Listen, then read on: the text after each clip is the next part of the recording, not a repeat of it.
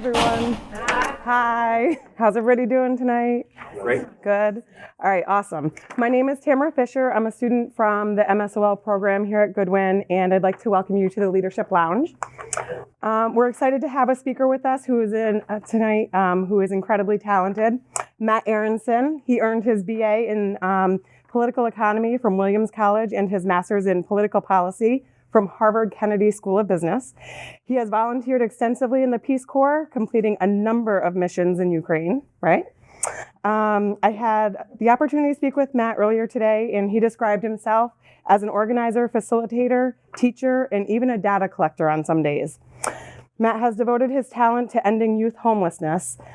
During his journey, Matt has contributed to ending youth homelessness on every level, from direct service to making policy and raising awareness nationwide. I know that you will find the impact of Matt's work exceptionally inspiring. Coming to us all the way from Cambridge, please join me in giving a good, warm Goodwin welcome to Matt Aronson. Thank you very much. That was very kind. I'm going to time myself because while 45 minutes can be daunting because it's a lot of time to talk, that's almost an invitation for me just to talk as much as I want, and I could talk to y'all for hours. As you'll hear, I love what I do. I work with amazing people. I feel very privileged to do what I do. So I'm going to try and share that with you. All right, so what am I going to try to do today? I will tell you a little bit about myself. We're going to start off actually with a little bit of an activity. Almost all of what I do involves engaging the people that I'm working with. We're going to talk about youth and young adult homelessness, and we're going to do some level setting so we all have kind of the same information to work from. I'm going to ask you all to give me some of your impressions on youth and young adult homelessness. I'm going to talk a little bit about what I do and what the field does to address, to prevent and end youth and young adult homelessness, and then hopefully work in enough of my journey so that you all can ask me lots of questions about where I've been and why I do what I do. Does that sound good? Yep. Everybody ready? Yep. Can I ask you all to stand up, please?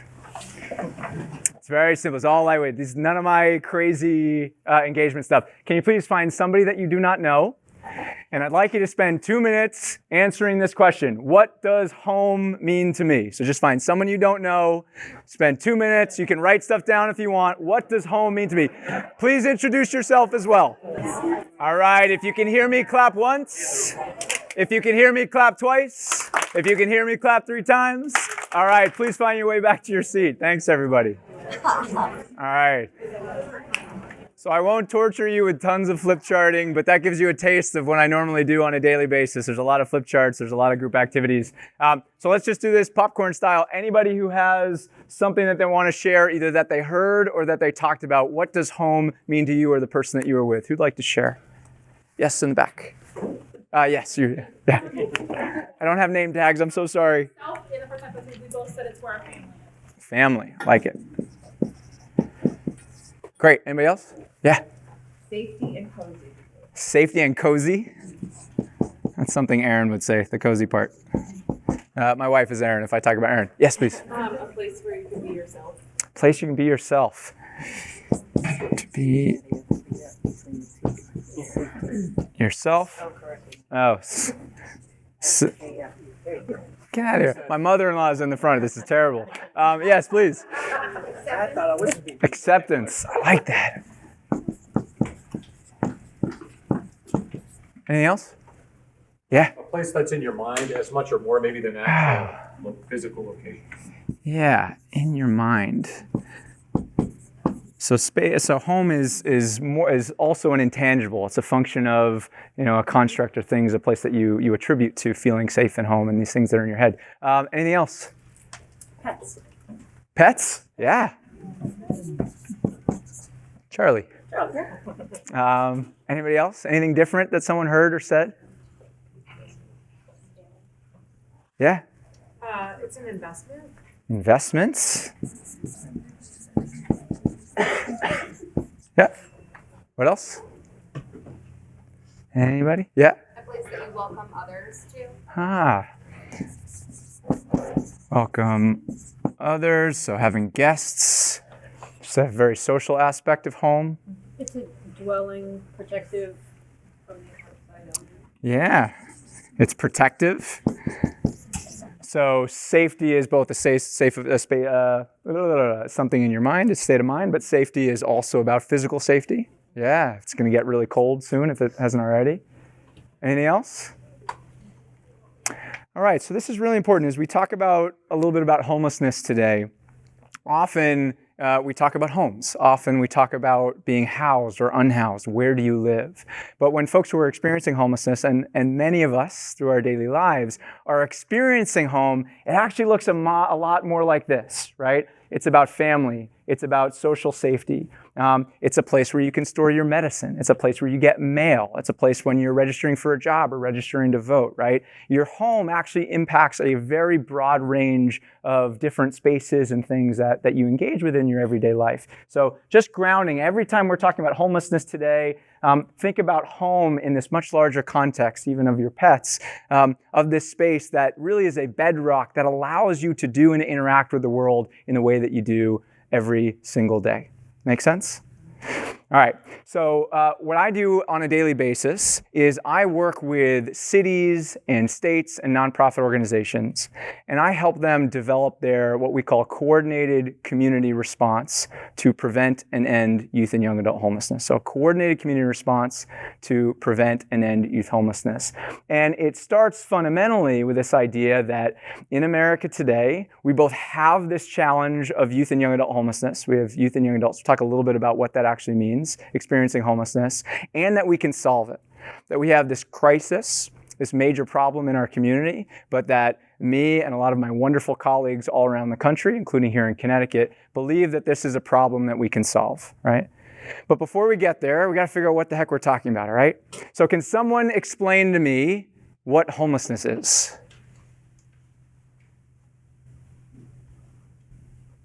Please. When a person lacks a permanent address.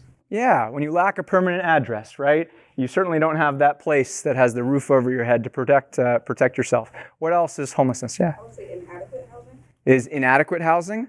Okay, so homelessness may not only be you lack any place, but you lack a place that provides you some of these benefits, right? It's not enough that you literally have a roof over your head, but maybe there's some other qualities to it. Excellent. Any other ideas? Yeah. Inconsistent, right? So stable, we often talk about stable housing. If it's inconsistent, does it count if you have it one day, but you can't count on it the next day? That's great.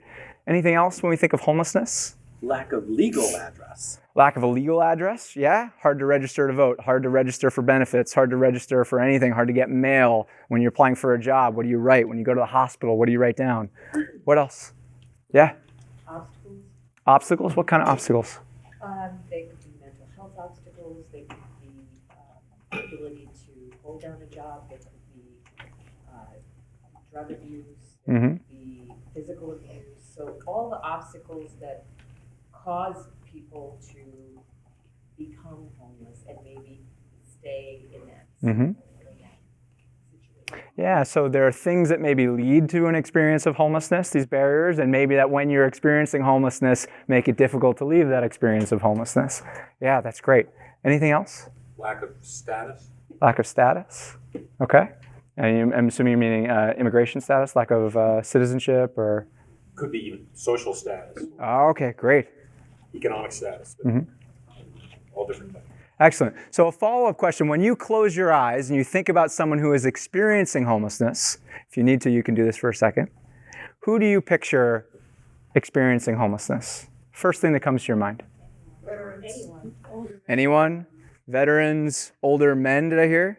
Older men? Where does that image come from? Just think New York City, like Battery Park, like there seems to be a lot of men. Yeah, so whatever, the visible, urban, older men, maybe it's a veteran, but maybe anybody.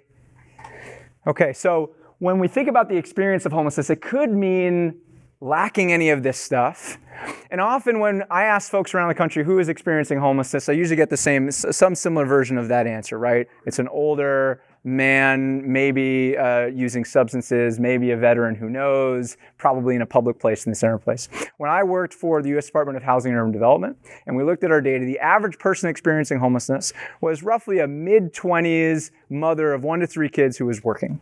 either working or actively looking for a job. But that is rarely the picture that we get when folks close their eyes and talk about the experience of homelessness. And the young people that I'm talking about are all under the age of 25, right? So what do I mean by homelessness? So when we're talking about homelessness, we're largely talking about lack of a safe, stable, fixed place that you can call home. Right?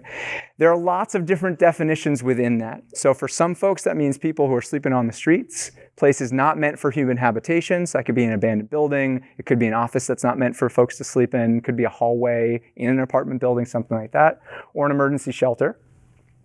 For other folks, there are short and kind of medium-term places to live where at the federal level, when we count how many folks are experiencing homelessness, we count folks in those often what we call transitional housing programs as experiencing homelessness.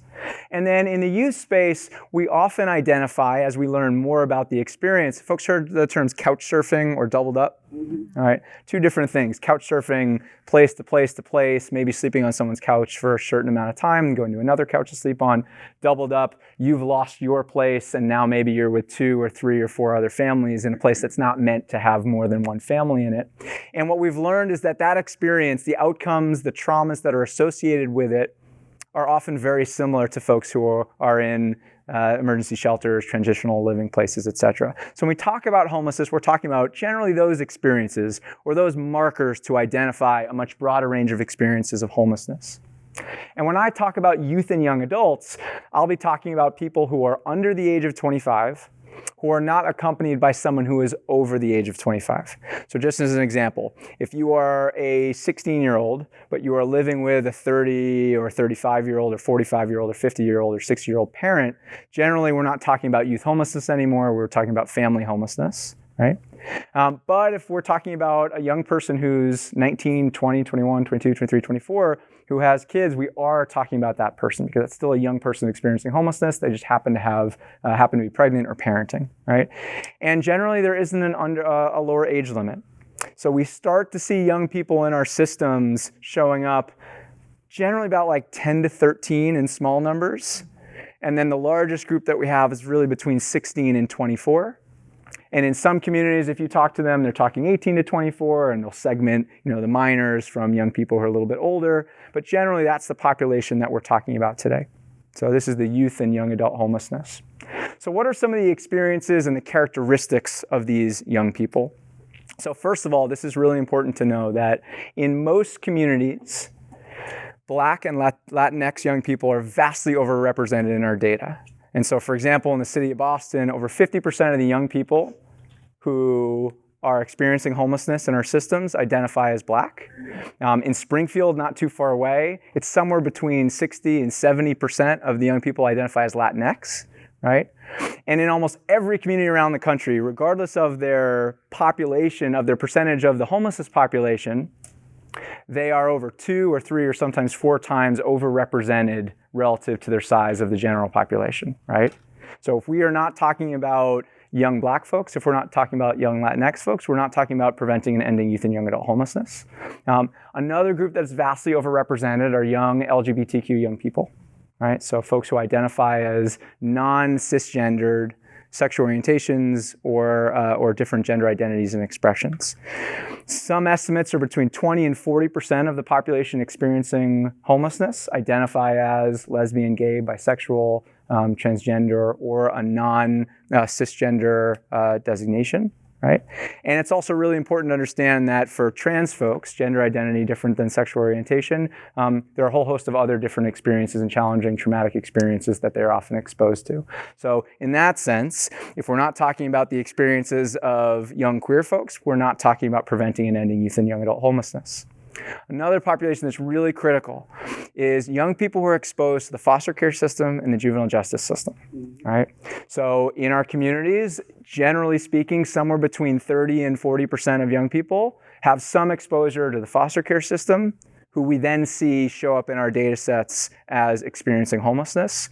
And it really depends on the community. Sometimes it's about 20%, sometimes up to 50% of folks experiencing homelessness, of the young people experiencing homelessness, have some engagement in the justice system. And that could be juvenile justice system. Often it's in adult justice systems, because remember, in many communities, once you turn either 17 or 18, you transition to different services, right? So the folks that we are seeing have come from different cohorts. They have different experiences. I had mentioned pregnant and parenting young people. On average, around the country, it's about 40% of the young people, again, that we're seeing show up in our systems are parents. And another thing that's interesting is regardless, and I know Hampden County, which I know is across the border, which is where Springfield is. I know it much better than I know the greater Hartford area. The prevalence of homelessness, so the percentage of young people experiencing homelessness in Springfield is actually the same as it is in Tolland or Hampden, which are two rural areas of that county. Because the evidence that we have says that homelessness, the percentage of folks experiencing homelessness is just as high in rural places as it is in city places, even though when we think about homelessness, we think about Battery Park or Times Square or downtown Boston or downtown Hartford, but that when we are able to do better data collection, that in rural areas, young people are experiencing homelessness just as frequently as they are in cities. It sometimes looks differently. Sometimes they're couch surfing more often. Sometimes they are in parks or in forests more often than they are in shelters because shelters don't exist there, right? And so you have this picture of homelessness, which is really complex. And the other thing that's really unique with youth and young adult homelessness, if I were to ask you, during any given day, who is in charge of young people? What are some answers that you might give? Teachers. Who else? Parents. Their guardians, so maybe some other community member, family of choice, things like that. Who else? Social services, grandparents. There are a lot more. Government. Juvenile justice, governments, healthcare, librarians, other after-school, out-of-school time programs. And so another unique thing with youth and young adult homelessness is we're talking about a whole variety of partners, right? We didn't talk about all the first responders. I know there's some first responders in the room. Could be police, could be EMS and other types of folks. And so when we're thinking about youth and young adult homelessness, it's a little different than the adult system. In the adult system, the older adult system, it is true that there are lots of different jurisdictions, but in the young person system, there are so many different folks who are interacting with young people, who are taking responsibility, and often then aren't taking responsibility because it's assumed that someone else has purview over those young people. Right? And so what have we set up? We've set up a situation in where we've got young people. I didn't even tell you the prevalence, right? We have a lot of different kinds of young people where we need to focus on what communities are they coming from, the impact of poverty on those young people, the impact of systems on those young people, a wide variety of people who are engaging these young people during their daily lives. And the last piece, which I didn't mention, is how many young people do we think are experiencing homelessness every year? If you were to throw out a wild guess, what would it be? How many young people experience homelessness at some point over the course of a year? Countrywide? Countrywide, whole country, yeah. What would your guess be? 2 million. 2 million? 800,000. 800,000? Any other guesses? No bad guesses here. I'll give you the answer in a second. All right, those are pretty good guesses, actually. 2 million used to be a number that we benchmarked on. There were some advocates that didn't have a lot of great data, but they were kind of guessing 2 million every year. On the housing world, the housing side, the former government statistics, it was much, much lower because we only had about 100,000, if we were stretching it, that we were actually seeing in our systems. There's a groundbreaking study done a couple of years ago by a colleague of mine. They used household surveys across the country, plus they went into 22 communities to do in-depth surveys. And their estimate was that 1 out of 10 18 to 24-year-olds and 1 out of 30 13 to 17-year-olds, so that higher range minor group, experience homelessness at some point during the year, which if you add that up is a little over 4 million young people. Right? So in any given year, about 4 million young people have this experience. And we know that if a young person experiences homelessness, particularly if it's a street experience, it will increase the likelihood that they will continue to experience homelessness every night by about 2%. Right? So there's some evidence when providers tell us, you got to support these young people now because they will be the people who chronically experience homelessness in the future if we don't do something about it. Right? So we have a bit of a crisis. We know there are lots of characteristics, there are things that we need to consider, right, in order to deal with this. And so what do we do about it? Right? What do we do about it? And this is where my work comes in and where I play a piece of a system that I'm going to describe. And so when we talk about the system, we used to think about individual providers. And the metaphor that I use, I have a video that I drew for this that I don't have today, so you're gonna have to bear with me, is a metaphor of a waterfall, right? So imagine you got a waterfall. So if you close your eyes just for a second and imagine a waterfall pouring over a cliff, right? And that waterfall and each of those droplets represents a young person experiencing homelessness that crashes against the rocks on the bottom of the waterfall. And in the old system, what we used to do is we used to grab a bucket, whoever was around, all of our providers, sometimes city folks, and on their own, with whatever bucket they could grab, run out into the waterfall and try and catch as much water as they could. How efficient do you think that was? It's not very efficient, right? And so a few people got together and said, hey, wait a second. What if we all started talking and lined up all of our buckets that we have together, right? Maybe we'll string them together and we'll coordinate a little bit. And they did that, and it's something called a continuum of care. And there's a continuum of care in every community in this country that deals with homelessness generally. Connecticut sort of operates as one statewide continuum of care. Connecticut has some really interesting dynamics, right? And they try to coordinate and said, oh, if we talk to one another, if we share data, maybe we can catch more water. So I'm not standing underneath your bucket and not doing anything with my program's resources, or you're not standing there all by yourself and getting way more water than you could possibly handle, right? Some other folks came along and said, hey, what happens if we standardize how young people access the system, how they are assessed for the services that they need, how they're prioritized. We figure who needs this housing resource really quickly, who needs something else really quickly. What if we standardize? And so you can imagine they kind of built a funnel on the waterfall to get that water to the right bucket that would serve it best. It's something that we call coordinated entry, and that standardization process meant we were much more effective and efficient with the same number of resources than we were previously when we were all even tied together as one string of buckets, right? And with that, we got better data, we learned a lot more about our systems, and we could advocate for new buckets to add to our long list of buckets. We could advocate for improvements to the funnel so that it was more effective and more efficient. Really, we could go to the state and advocate for more resources, go to the federal government to advocate for more resources. And the last piece of this puzzle comes from the top of the waterfall, because young people are still going over the edge. Even though we're serving them, we're catching them efficiently, effectively, and quickly, they're still going over the edge. And that's not good enough, right? Because every experience of homelessness has the risk of being traumatic, right? Post-traumatic stress syndrome, much higher percentage in folks experiencing homelessness than it is even for folks who have military service or have combat experience, right? It can be very traumatic. How do we prevent them from going over the edge, right? And so we said, okay, let's build some dams, right? Let's talk to child welfare. Let's talk to schools. Let's do early identification. Let's build in resources so that if you are at risk of experiencing homelessness, we can divert you. We can provide you with family engagement and mediation supports. We can provide you with resources to pay that bill that's about to get you kicked out of your apartment, right? And so this system where we've got prevention working with all those other partners, where we've coordinated all the providers so that they're working together, so that we're thinking about not the health of my program, right? At the end of the day, if I have an awesome program, it doesn't really matter if my community isn't doing any better at preventing and ending youth and young adult homelessness, right? If I'm building a machine in the back and I am drilling the most precise drills or the precise holes, and I send it to the welder, and the welder does a really shoddy job, or he doesn't know where I'm supposed to be drilling my holes, and we produce a product that's useless, I shouldn't really be patting myself on the back for being awesome at my precision drilling, right? At the end of the day, what we care about is building that product, right? Is machining that useful, beautiful product, right? At the end of the day, what I care about is that we are reducing and then preventing and ending the experience of homelessness in Hartford, in Boston, in the city of Maine, in the state of Maine, in the United States. Does all make sense? All right, and that is what we call the coordinated community response.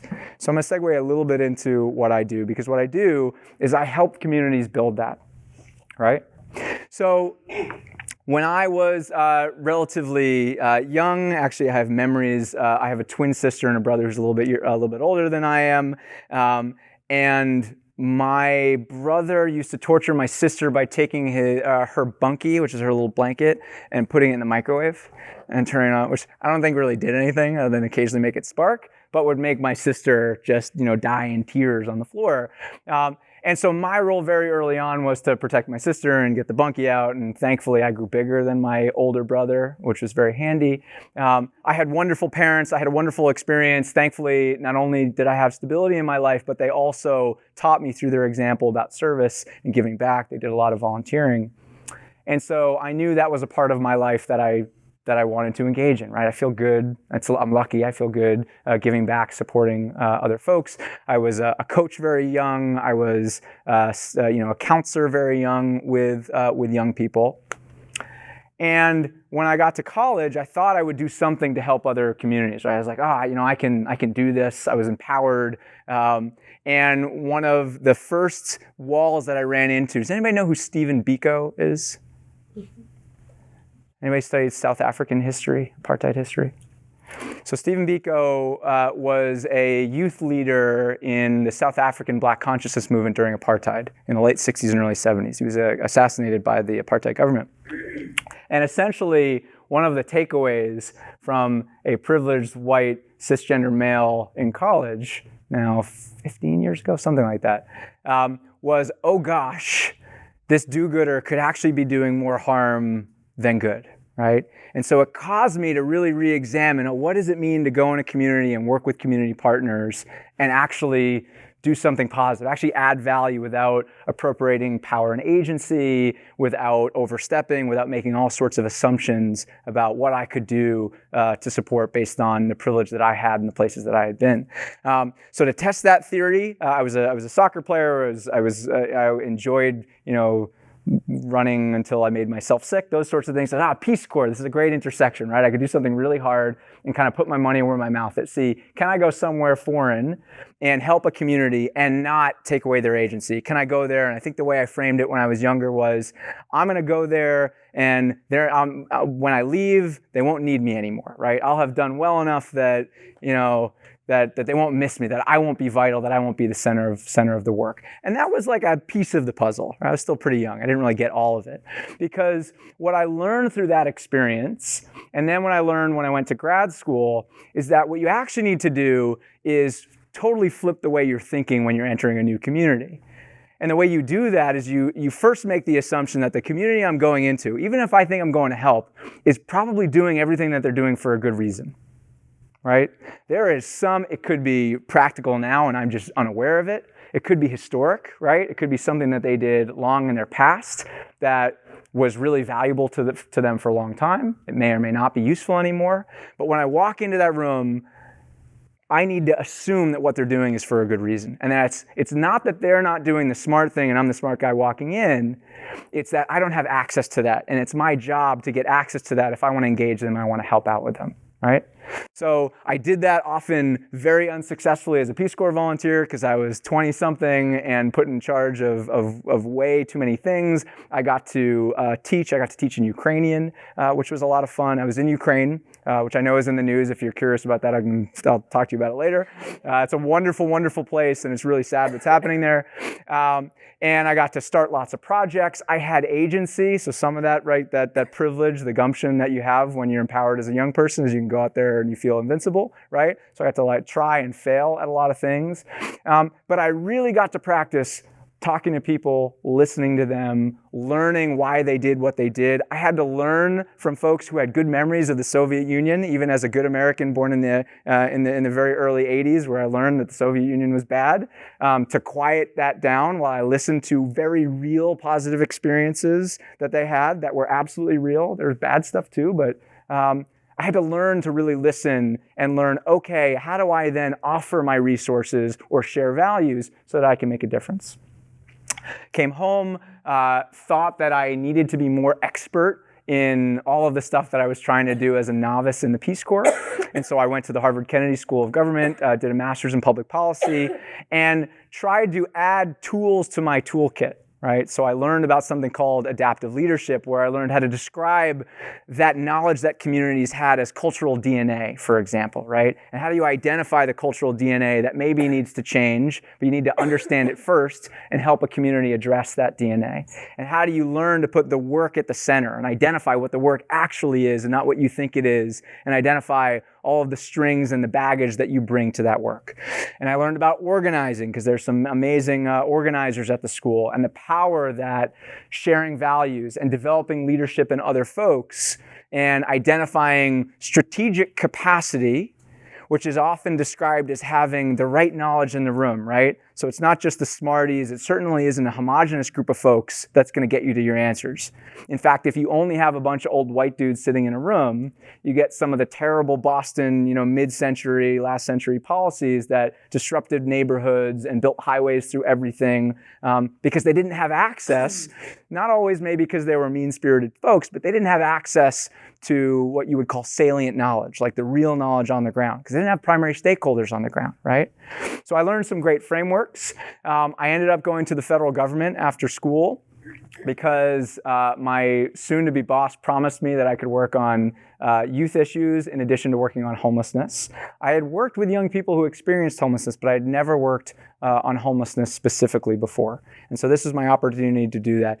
There's some in-between stuff. I had been a teacher. I had been a frontline worker. I'd been a mentor. I'd worked in youth programs. I'd worked in schools before.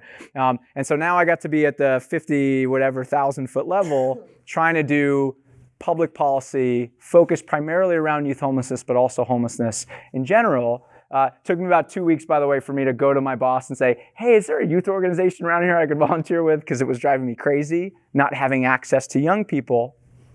And in the federal government, I learned how that policy can really inform and move the issues that I cared about at the local level, right? So I knew how to organize, or I thought I did. I knew how to develop leadership. I knew how to work with local communities. But now I learned that a national framework, one of which was that we developed, was about coordinated community responses, and how the levers of grant funding could help communities move forward and design systems on the local level. And that if we also provide them with tools for data collection, if we built in requirements for them, for example, to have young folks experiencing homelessness on their boards of continuum of care and involved in their processes, that we could have a pretty substantial impact all across the country without having to go from community to community to community.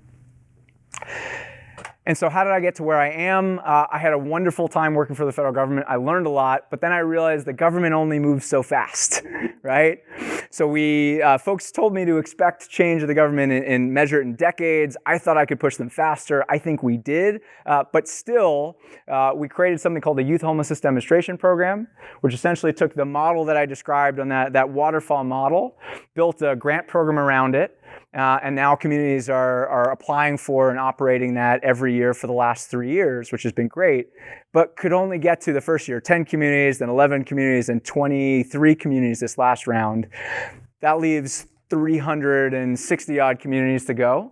And I thought, okay, maybe as a consultant, as a technical assistance provider, contracting directly with communities, I could dramatically speed up that process.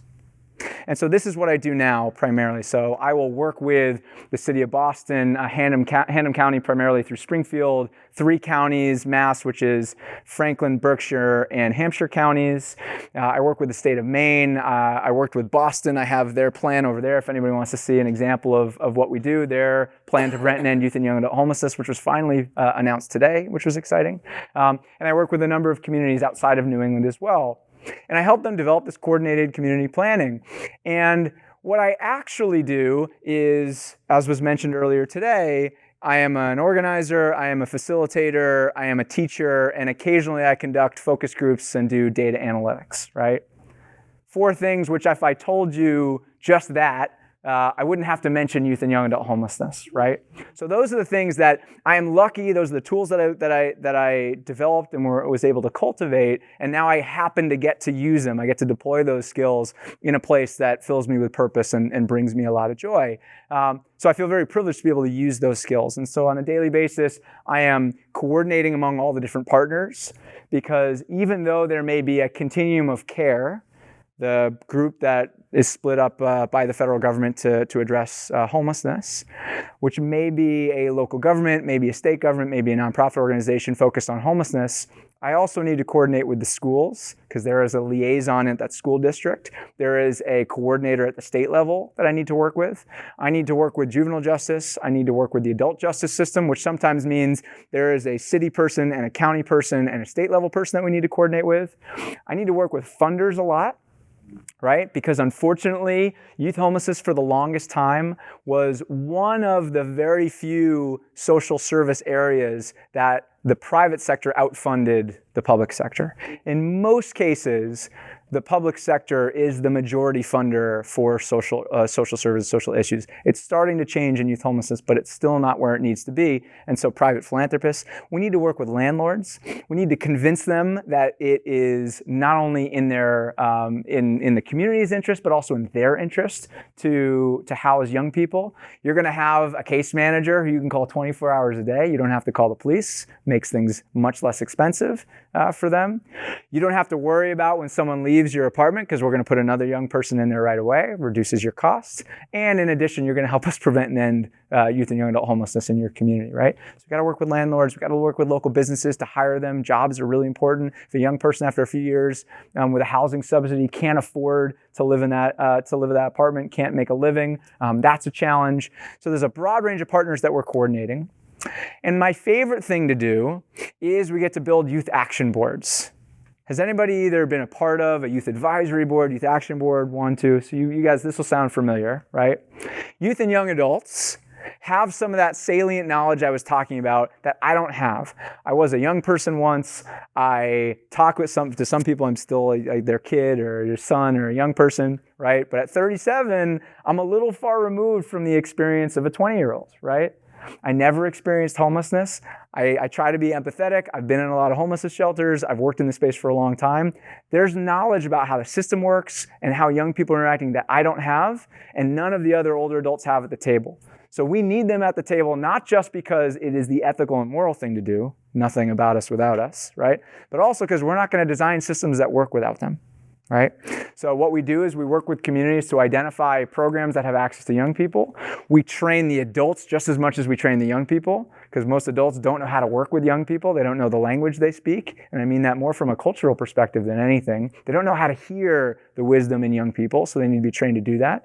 They need to be trained how to respectfully disagree, because they forget sometimes that in their silence, they're being just as disrespectful as when they're disagreeing, right? And we work and support our young people not only emotionally, socially, and through training on all of the language and the jargon that we use, but we also pay all of our young people. At a minimum, in the communities that I work with, $15 an hour. Because generally speaking, everybody else at that table is getting paid to be there, often much more than $15 an hour. Those young people are giving up whatever job they have to be there. They're giving up fighting for or being with their children. They're giving up their education to be there for us. So everywhere we go, we pay young people for their time to be there. So working with young people is by far my favorite part of the job. I enjoy it just being with them and the energy, but also for the insight that they bring, right? And the other things that we do is, again, we coordinate among funders. I have to coordinate a lot of technical assistance providers because there are a lot of consultants in our space, and sometimes we're all giving advice and not talking to one another. And I work on innovative projects. So, for example, I talked about upstream, so putting those dams up to prevent the water from going over the water in the fall in the first place. So we're working on a project in a few communities around the country called the Upstream Project that is designed to do universal assessments in school, so everybody gets screened. You don't have to self-identify that you're experiencing homelessness. Everybody gets screened, so you try to reduce the impact of stigma. And then there's a single point of contact person in the schools that has warm connections to all the resources in your communities. Something we learned from the Australians was then picked up by the Canadians, and now we brought it here. And we have a fun group that has a terrible time coordinating phone calls because everybody's on different time zones to build this intervention. I work with another project that is developing an app that is designed to provide benefits for positive behaviors. Most of the apps that we have in the youth homelessness space are about finding resources. So for example, if you're a caseworker, if you are a young person and you're experiencing an emergency, everybody familiar with 211 or 311? Okay. Same idea, but just targeted resources for a young person in crisis. You click on it. In the lowest level of this, it tells you where to go. Highest level, it tells you real-time bed availability if it's a shelter, or eligibility criteria, or maybe some rating from other young people, so you know what you're getting into. Is this affirming of a young gay person showing up, or of a trans person, things like that. But this app is a little different. What it's designed to do is say, hey, young people get really quick feedback for coping mechanisms that may harm them in the short and long term, right? Young people, anybody experiencing homelessness is gonna cope with what they're doing, and they have every right to do that, right? Even when we think, remember that assumption that they're doing it for a reason, right? The alternative may be really crappy, having to deal with the rest of your life. The alternative may be you don't eat if you don't steal that thing, or all sorts of things that we do when we're in crisis to cope.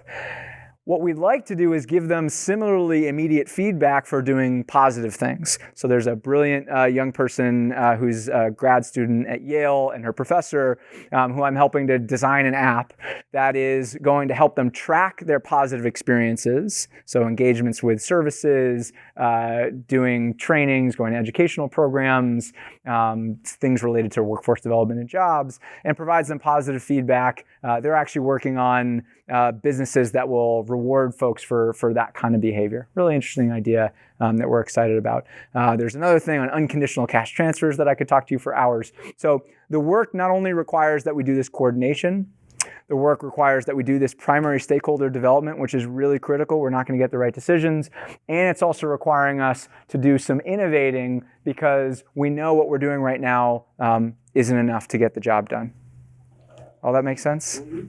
All right, I'm almost at 45 minutes. I'm gonna wrap up in a couple minutes. So the last thing I wanna do though is talk about one of the biggest challenges in my field. So if I were to ask you, and I'll write it down here below this stuff, what is the root cause of homelessness? And you can think about other things that are going on today, social determinants of health. You could think about historically what has caused and led to homelessness. If I were to ask you to think about what has caused, or what causes youth homelessness, what are some of your thoughts? You can say anything, no bad answers here. Trauma. So trauma. Lost income. Income. Drugs. Drugs. Families. Pregnancy. Just write MH. Any historical things? What has led to the youth homelessness we see today? Redlining. Redlining. Everybody know what redlining is? We will have to talk about that afterwards. Come see me afterwards. I got some good books on redlining. Redlining essentially is the practice of discrimination through where you can and cannot rent. It was a government practice for a long, long time, and has continued in the private sector and sometimes in the public sector. Anything else? Redline, that's a good one. Anything else? Huh? The economy. The economy. Economy. Things related to gender and sexual orientation discrimination. Anything else? There's a big one we're missing. It's related to redlining. How about just discrimination? Discrimination, racism, yeah. DR, I don't know what those mean. Discrimination, racism. Anything else?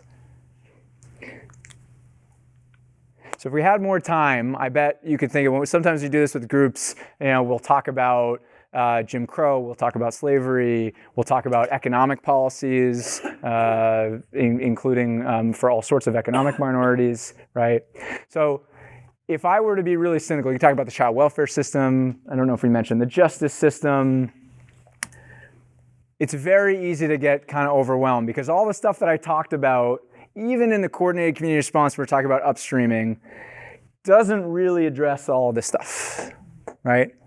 And so one of the things that's important in my work, and I actually think it's probably important in a lot of things we do, and you think about the social causes that you care about, is every once in a while, not all the time, to take a step back get outside of your space, which is the I'm doing youth and young adult homelessness, or even specifically I'm working on coordinated entry, which is this one part of the homelessness system, which is a part of these bigger things, to take a step back and ask ourselves, what are we doing to address all of these bigger things? Because on a day-to-day basis, I am not ending discrimination and racism. I'm not ending redlining. I'm not addressing the challenges associated with pregnancy. I'm not challenging associated with the economy, which could be a whole bunch of things, right?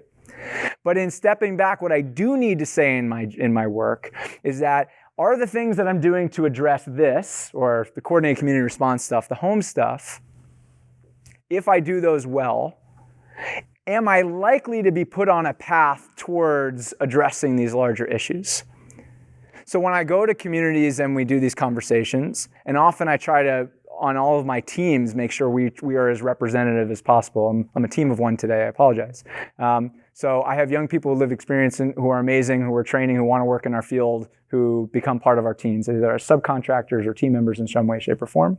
When we do trainings on racism and discrimination, we try to make sure it's not just the one white guy in front of the room, right?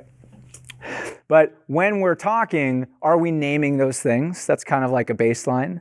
Are we building in equity training? So Hampden County, which is really amazing. You guys should be really proud, at least in my field of where you live. I don't know if anybody else lives in Springfield or Holyoke or wherever. They're doing some really cool stuff. They're doing some really cool work on equity, right? And when they're talking about equity, it's a whole nother training, equality, equity, liberation, another training.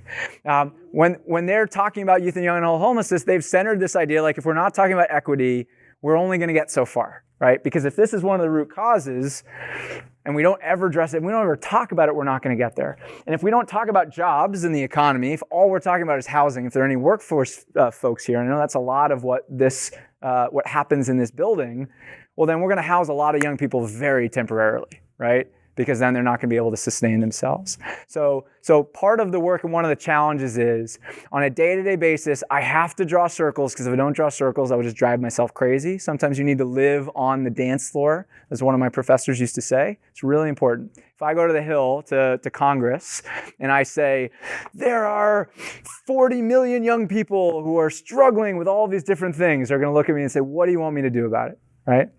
But if I show up and at the lowest level I say, well, we know there are at least on any given night about 50 to 60,000 young people who are living on the streets or in emergency shelters, that's maybe something that they can do something with, right? But if I only do that, we're never going to address the root causes. So some days I have to live on the dance floor, and some days I need to take a step back and view the entire dance floor and say, okay, is this dance party actually going to make it till midnight? Right? Or all we're going to do is dance a little bit in our little circle, and then the party's going to be over. Does all that make sense? All right, I told you I could talk for 2 hours. I have so many things I want to talk about, but it's been 47 minutes, so I'm going to stop here, and then maybe we'll lead through some questions. Cool. Are you up for them? Yeah, of course. All right, what do we have? Well, thank you. Oh, yeah. What do we have for questions? Go for it. You know, it strikes me listening to you that one of the commonalities with the Masters in Organizational Leadership and what you do is we have to deliver value to a variety of stakeholders. Mm-hmm. And that's kind of what you do. And you touched on this in your talk, but how did your training at the Kennedy School of Government prepare you to do this? It's a really good question. So I use my grad school learnings and frameworks all the time. So the organizing framework that I talked a little bit about reminded me the power of shared values, the power of one-on-one, the power of learning about other communities. So Marshall Gans, who is this brilliant organizer, cut his teeth first with Martin Luther King and then really with Cesar Chavez in the grape strikes out in California. He writes a lot about this concept to talk about strategic capacity, which says, you gotta focus on a few select things that are likely to lead you to your goals. He talks about timing, right? You gotta get the timing right. He talks about a few other key things that only happen if you have what he calls strategic capacity. It only happens if you have the right access to the right knowledge, that salient knowledge, access to the right people in the room, right? I can't make the decision on my own. I can't make the decision even if at Harvard, wonderful, diverse group of people, at Harvard, you're not going to make the right decisions, right? I need one of the young people who speaks the most powerfully and has the biggest impact, Amanique. Without her in the room, and Amanique previously had no college education, we weren't going to get anywhere near where we are because we have her in the room, because she's led us on so many different things. So that's been really important, and there are lots of things in organizing framework. Ron Heifetz, who teaches the adaptive leadership curriculum, that's been really powerful. This idea of the dance floor and the cultural DNA, and how do you identify all the strings that are pulling on you so you can at least be as aware as possible the color glasses that you're wearing, right? We never take those off, right? I have my biases. I have all sorts of thoughts that I'm checking all the time because I grew up in a community where I learned stuff, whether I knew it or not, right? But that allowed me to very intentionally look for those things, so at least I can decide not to listen to them, right? He describes it as the difference between your identity and yourself, which is really a bunch of jargon for like all the influences. And sometimes it's our parents living up to their expectations. Sometimes it's historically the people who came way before us aren't even around anymore. Sometimes it's our colleagues and our classmates, etc. So being able to do that has been really, really valuable. And then all the humility stuff I talked about has a lot of their knowledge built into like some of those reflections. Oh. Yeah. Are you tracking data on like the successful programs so that you could kind of use those as a training ground to make a snowball to improve more? Since you're working with so many different dance floors. Yeah, yes. Thank you for carrying the metaphor too. So there are two different things moving two different directions in our field that are both really important. So on the one hand, I talked about moving to systems as opposed to programs. We call it system performance measures. And really what that is saying, okay, what do we actually care about? Take that step back. Okay, let's measure that instead of measuring each of these programs individually. So a lot of our efforts are on those system performance measures. What are the right system performance measures, and how do we know that your community is doing a good job? At the same time, we realize that I'm putting together a group of the prominent strategies from the field. What's everything that's going on around the country in youth and young adult homelessness? And the truth is there are very few best practices. And I mean that from a data science perspective. There are very few practices that I can tell you, here's the evidence, here's the random controlled trial that was done, and here's where it was validated. Not a lot of that exists. In homelessness generally, there are a few best practices. For example, if you've ever heard of Housing First, has anybody heard of Housing First? Okay, it's the simplified version is immediate access to housing, no barriers or very low barriers to entry. You don't have to prove that you're ready to be in a house. And low barriers to maintaining your housing. So you don't have to keep up we're not going to kick you out if you miss a case management appointment or something like that.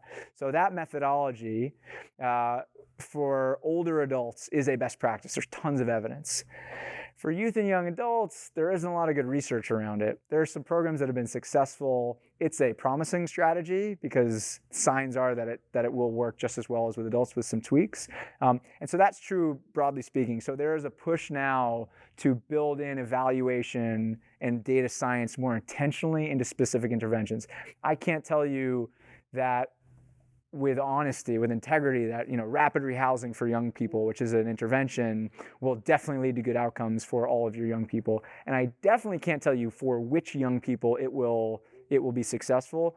We have, like I said, a lot of promising strategies. There's some evidence it's emerging, but a lot of work now is, can we more intentionally build in evaluation to our program design? Thank you. So 1 and then 2. Yeah.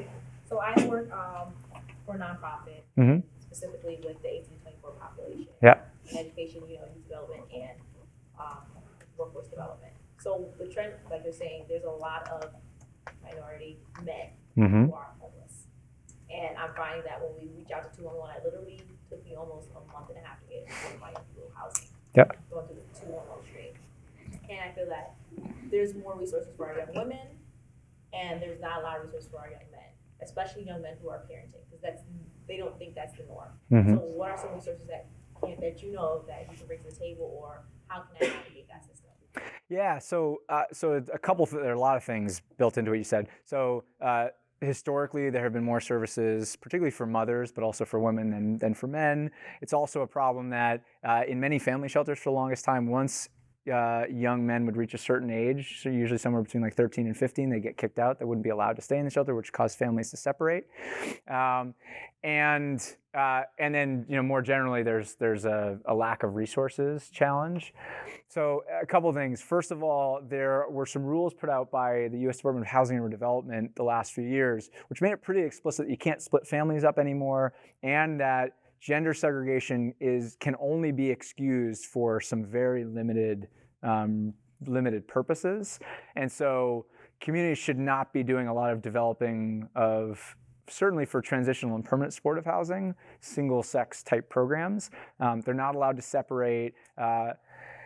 There's an equal access rule, which the state of which I'm not sure where it is. A friend of mine wrote it. It was in effect, and I don't know if the current administration has removed it, essentially said you couldn't discriminate in shelters and other HUD-funded programs based on sexual orientation, gender identity. And it was some really powerful legislation. It's kind of being in the middle of being implemented, and there's been a lot of craziness in the homelessness world since the summer. And attention to that, and I don't know if it's been pulled back or what the status of that rule is.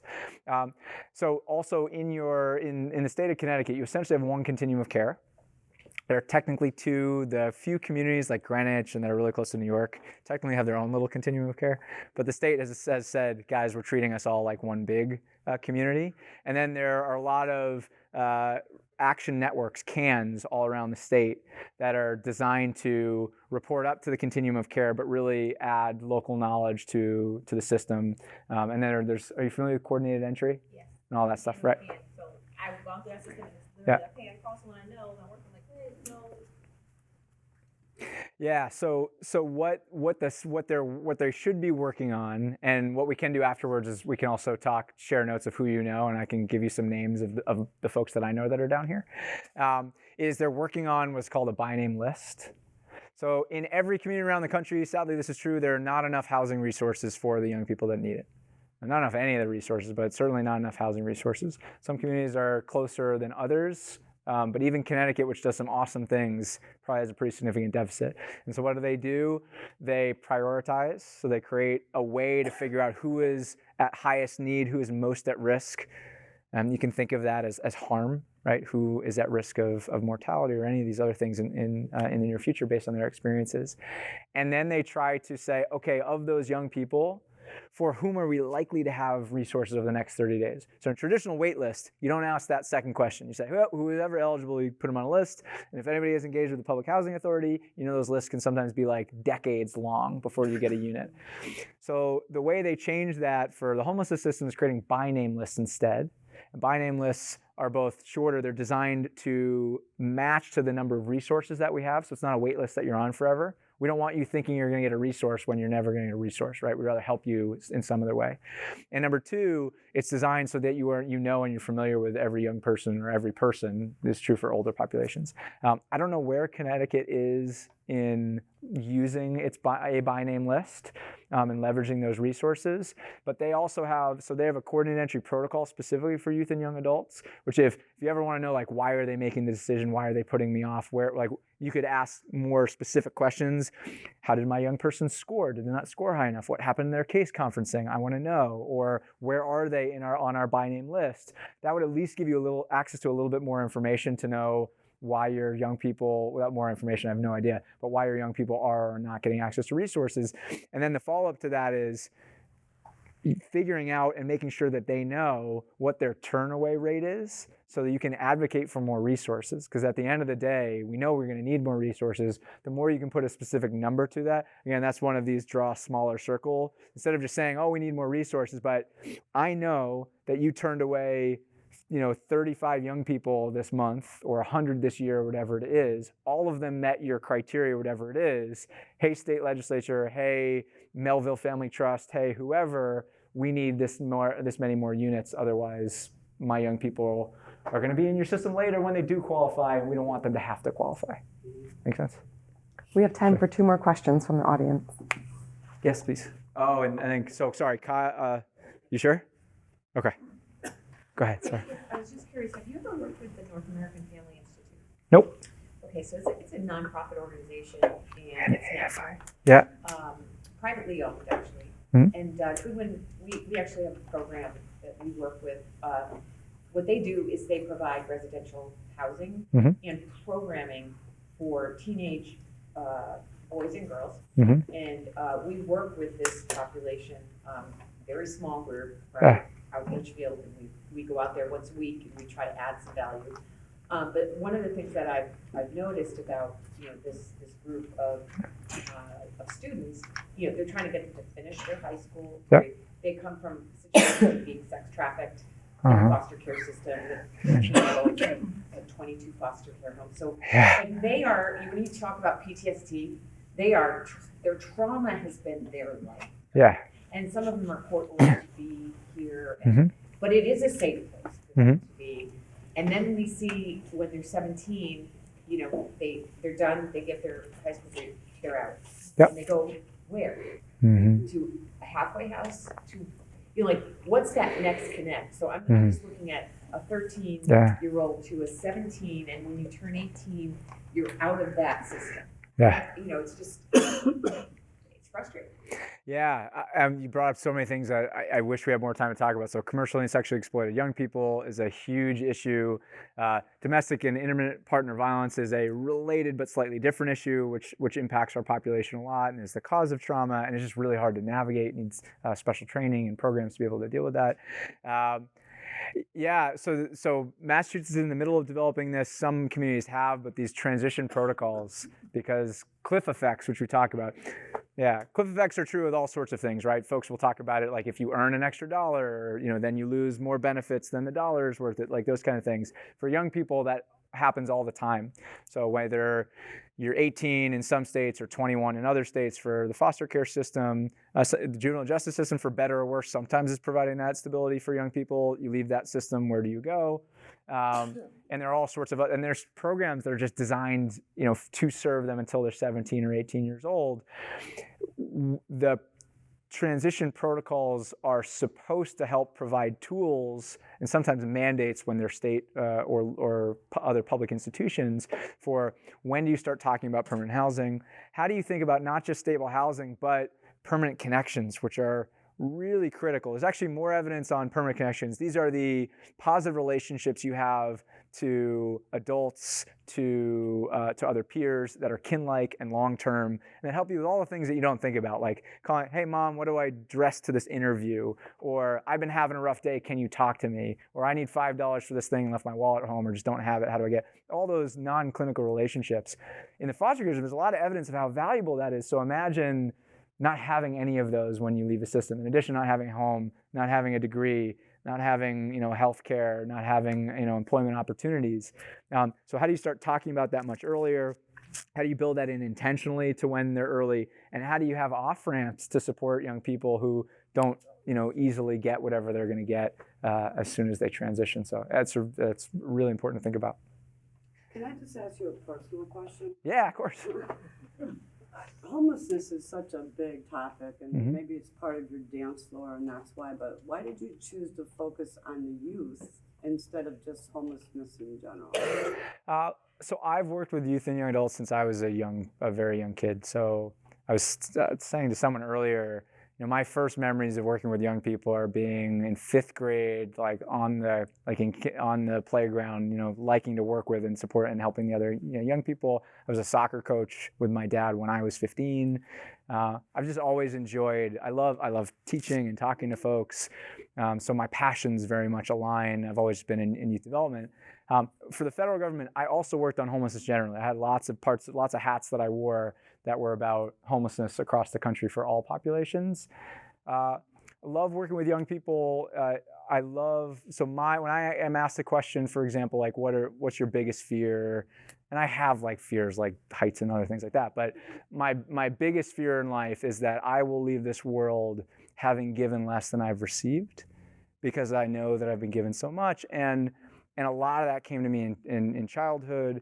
And a lot of that came to me even after. It's very easy to also care about very young people, like babies and toddlers and children. there aren't enough people who care about, middle school through high school and through 24. So all those things kind of intersected. I don't know, my mom was a teacher for a long time, so I'm sure that had something to do with it. Thank you. Yeah. Okay, we have a few questions that we ask of all of our speakers that come here to the Leadership Lounge. The first one we have for you is, what is the best leadership lesson that you've learned so far? Yeah, so it definitely has to be something I mentioned earlier about entering with humility. So again, I pieced that together over time. It was given a name in grad school by some of those professors that I mentioned. So yeah, like whenever I enter a room, it could be working with young people, it could be working with old people, it could be in Boston, it could be in a rural area, it could be Ukraine. Walking into that room, expecting to learn, knowing that I don't know everything, and that my first job is to listen and to learn, especially for a guy who loves to talk. Love to talk. Well, another thing I've learned is to stick my tongue into one of my canines so that reminds me to shut up. But yeah, like walking into a room with humility, being aware of who you are when you walk in that room, knowing that they're doing things for a good reason has definitely served me the best at all lessons I've learned. Okay. Our second one is, what are the 3 words that you would use to describe leadership today? Oh, and I wrote it down. Hold on. You'd asked me that earlier, and You may have prompted. No, yeah. Oh, okay, I got it. No, because I could come up with like 3 adjectives, but there was something that was on my mind, and then I had to go look at what you had asked me before. No, Dan, it's on camera too. There's no hiding from that. Okay. So no, because what I wrote down when you had mentioned that earlier was from any chair. And I think what I've learned, so being in your 30s is a really weird experience. Anybody else in their 30s? A bunch of us, yeah. So maybe you can relate to this. It's very weird. You are very rarely in a room where you are either the oldest or the youngest. There's at least somebody who's older than you who can look at you and tell you how young you are, and someone younger than you who can make you feel really old, right? Who doesn't remember, like Chip was saying earlier, there's an Acme machine in the back, like from an Acme, and I was thinking about the old Roadrunner cartoons. I was like, so many young people I work with have no idea what that is because they've never seen a Roadrunner cartoon. So because there's always this dynamic of you're never the oldest, you're never the youngest, like your role is sometimes very fluid. Sometimes I get to be up here in a jacket. I never wear a jacket for work, by the way. I rarely wear a nice shirt. And some days, you are the youngest person and you're sitting in the chair. And I coach a college men's soccer team in Newton as well. I played soccer for most of my life. And I talk to them a lot about, like, doesn't matter if you're the captain, like you can exercise leadership from any chair. The exercise from a chair comes from another leadership person who's a musician, and he talks about which chair you're in. Are you in the first chair, the second chair, which position, which tells you your leadership role. And it's really important to acknowledge that wherever you are sitting, there is an opportunity to exercise leadership. And so remembering that you always have that opportunity, I think is really important. So from any chair. I like that. That's good. All right. Our last one is, what is your next act? All right. So my next act. Mm-hmm. So part of my career, that's so funny. I don't know, but it took me an hour to laugh at you. Oh, thanks, Mom. So part of my career, and particularly my 30s, has been like figuring out like what the right level is, right? I loved being a Peace Corps volunteer. I often would say if I could turn that into a sustainable day job, like I would just do that forever because it was awesome. I love being a teacher. I love being a frontline worker, but I realized very early on that it wasn't enough for me. Second I started teaching, I started thinking about the school, and then I started thinking about the school system. Same thing. Day I'm working at the school system level, I miss working one-on-one with young people. So I did the direct service ground level. I did the 50,000 foot level at the federal government. Now I'm kind of in the middle. I work with states and cities. I'm considering, going on the project level. So either working at an organization, running an organization. It could be one of the projects, the fun, innovative projects if it turns into an organization. There are a number of organizations, youth homelessness organizations that I'm an advisor to or a board member or mentor of. So that might be my next position, is being an actual stakeholder instead of a consultant or a technical advisor to projects. Awesome. Great. Well, thank you for coming.